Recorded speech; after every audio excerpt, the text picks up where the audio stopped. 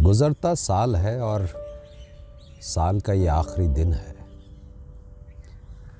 अभी कुछ धूप बाकी है। ज़रा सी देर को तय है कि आखिर शाम होनी है। हकीकत या कहानी जो भी है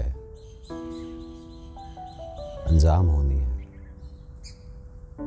अगर तय है यही होना तो फिर किस बात का खदशा, तो फिर किस बात का रोना।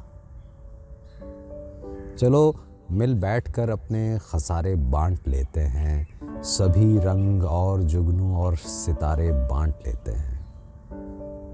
गुज़रता साल है और साल का ये आखिरी दिन है। अभी कुछ धूप बाकी है।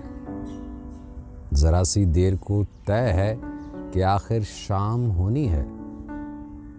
हकीकत या कहानी जो भी है अंजाम होनी है।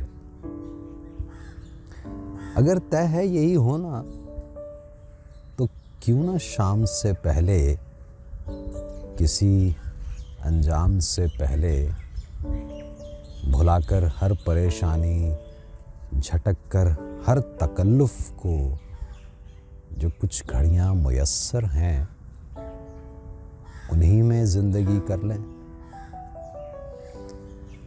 किसी एहसास की शम्में जलाकर इन अंधेरों में कोई दम रोशनी कर लें।